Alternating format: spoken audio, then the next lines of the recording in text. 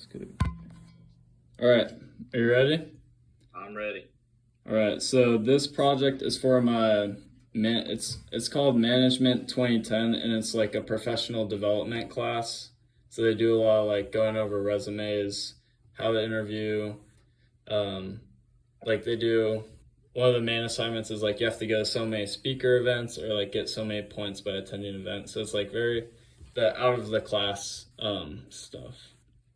That's cool. Sounds like a good experience. Yeah. So when they mentioned that I had to do an informational interview, I was like thinking about all the different people I could reach out to in the different fields I was interested in. And lately I've been thinking a lot, and I really like personal finance.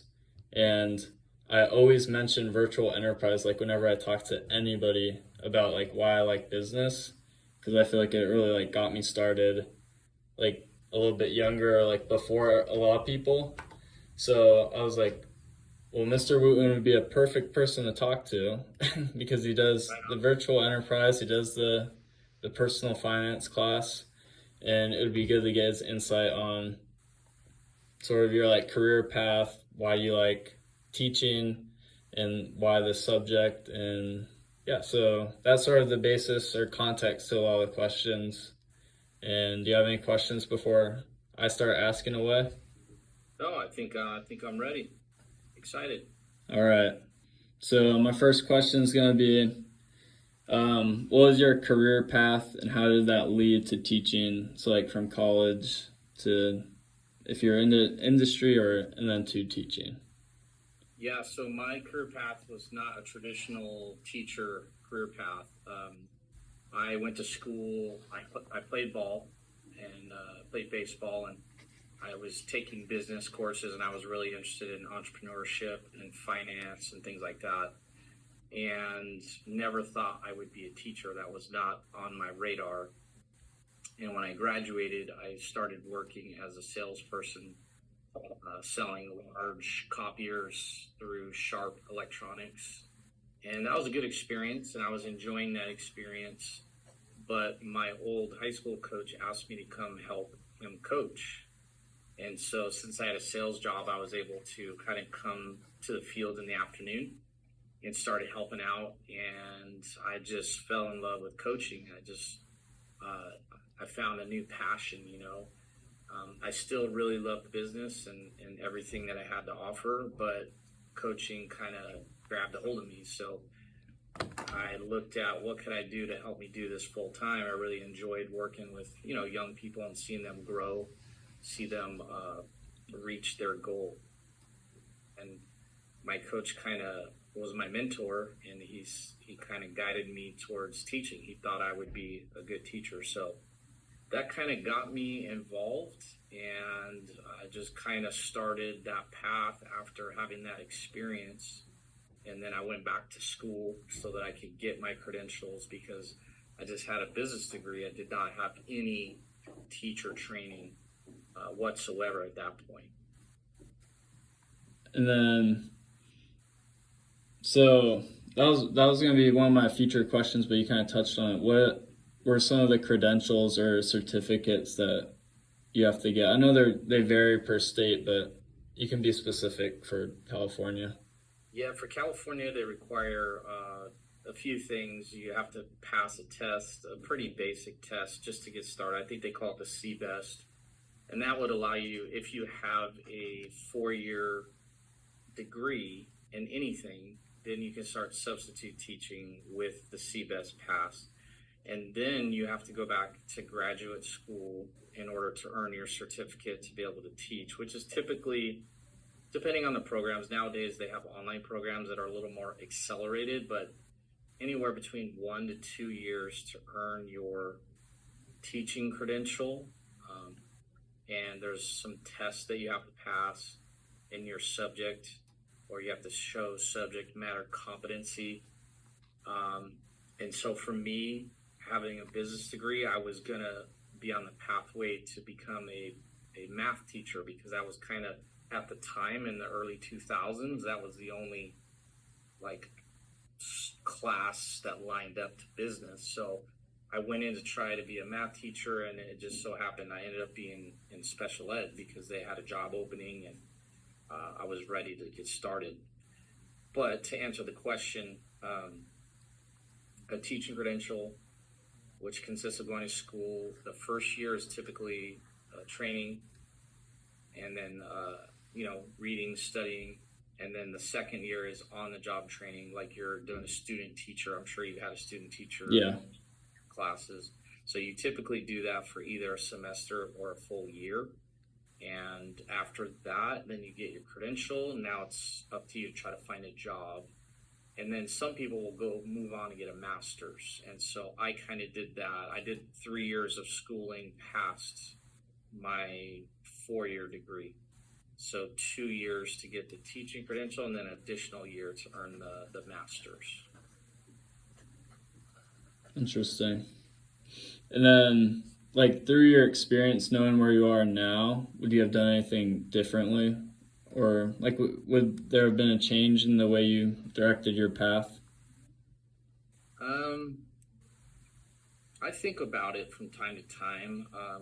I could have stayed on the business path and just been a coach and been in the business world and do that, but I really liked kind of the balance that education brought. If you want to have a family, having some time off the same time that your family has off, it's kind of nice. So I don't think I would change anything, but in my schooling, going back, I wish during my 4-year degree that I took some more of it seriously, because I think part of it I was so busy with playing sports and doing different things that I feel like a few of the other classes that I kind of cruised in, I could have probably gotten more out of. So that's probably the only thing I would do differently. All right. And then I'm gonna move more into like daily work. I know I'm a little bit more familiar because I was like in the virtual enterprise class, but hopefully these can get more in depth, like to stuff I didn't see. What is one thing that you enjoy about teaching personal finance or the virtual enterprise class?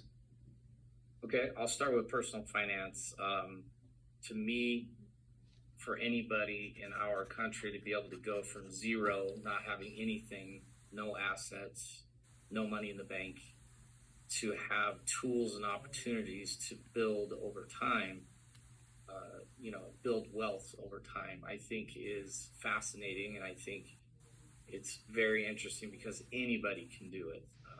It's not easy. It takes sacrifice. It takes consistency. So for me, personal finance, just knowing that you can have a direct impact on somebody's future is something that I think brings value. And I think bringing value is what brings fulfillment. So the personal finance class, I feel like it's stuff that is changing every day, and it's something that you can have conversations about with students and they can respond, and I think it's an interesting topic. Virtual enterprise is, I would say, a very real world application. It's so different than all the other classes, English and math, where you're getting lectures and reading, and VE, I love the kind of the chaos of trying to solve problems, meet deadlines, and to see students perform under pressure, to see students get outside their comfort zone. I remember you being a quiet student in the beginning, and you had a lot of great ideas, but I think you were a little tentative at the beginning, and to kind of see you grow and like put yourself out there, like that's a very rewarding part of the job. Getting to see people expand and get uncomfortable, and actually see them have that satisfaction of like, I was scared to do it, and when I did it wasn't that bad, and it actually felt good, so that's a very rewarding part for what I do for virtual enterprise. Yeah.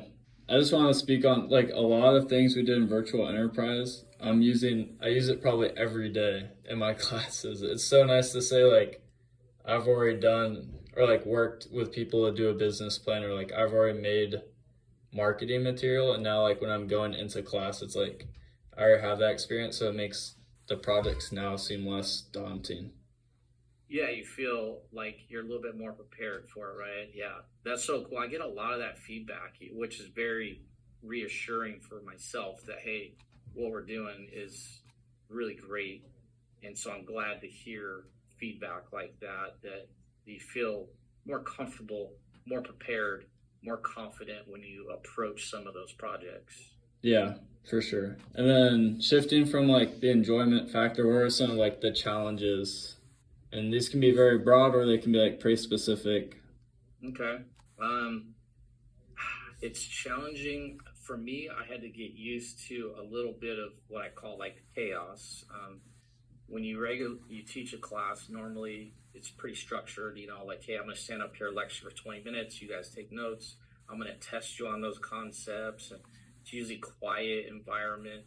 You come into VE sometimes, and it's kind of chaotic. You know, you have a group over here in HR working on their project, and then a group in finance working on their project, a group in marketing, and everyone's in a different place. It's kind of loud, but you know, it's controlled chaos, I guess. And so for me, getting used to that was a challenge. Kind of letting go of control a little bit, and letting people make mistakes, letting people do their thing. So I had to get used to that. But challenging, I would also say, trying to get the full group on the same page, to get everybody to work together. Because as you probably know, some students in the class are very motivated and self-driven, and then you have some students that are kind of like, they'll just sit there and do nothing if you let them, or they kind of want to get distracted and do something else. So I would say my biggest challenge is finding a way to motivate everybody, because everyone's a little bit different and it's not as structured.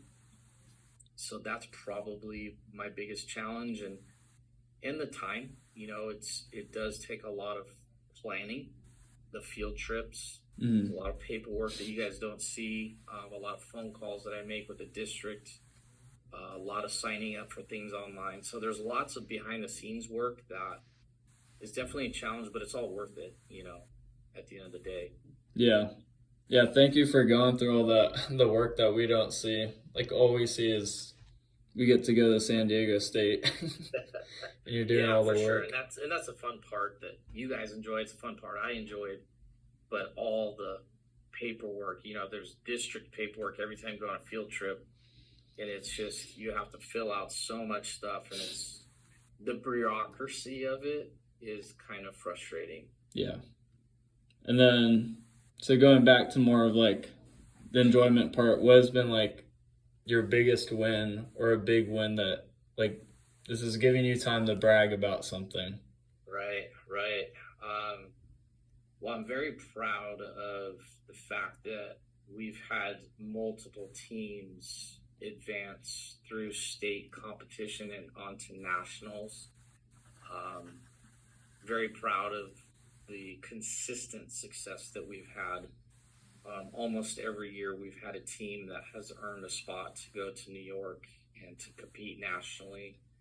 Um, the awards, you know, first place awards for video commercial, booth design, like all those things are really cool experiences.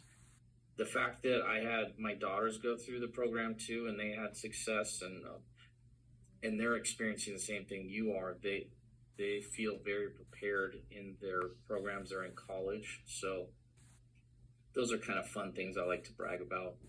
Yeah. And then sort of just a few more questions. For someone in my position going through school, and I want to teach or like be in the personal finance world where I'm helping others, what would be a good opportunity that I should look for, like at school or like post grad, like within 2 years? Yeah, absolutely. I think while going to school, if you had an opportunity to get a mentor in the field that you're interested in, So if it's, finance of some sort, find somebody that works at a good company that you could bounce ideas off of. And then secondly, if there's a way to get an internship or a job. For example, my daughter is studying biotechnology. She has one more year to go, and she stopped playing softball. And I said, okay, if you stop playing softball, then I think you should go out there and try to find a job to help pay the bills, but also to gain experience. I said, you could probably go get a job at In-N-Out and make, a decent amount of money, or you could go get a job in your field and learn a ton about your field. And if you can learn about your field while you're in school, I think you're going to have a leg up when you do get graduated. You're ready to work full time. You're going to have an advantage over other people that are just getting out of school. So if you're able to find, whether you get paid or not, I don't think is as important as getting the experience in that field. Yeah.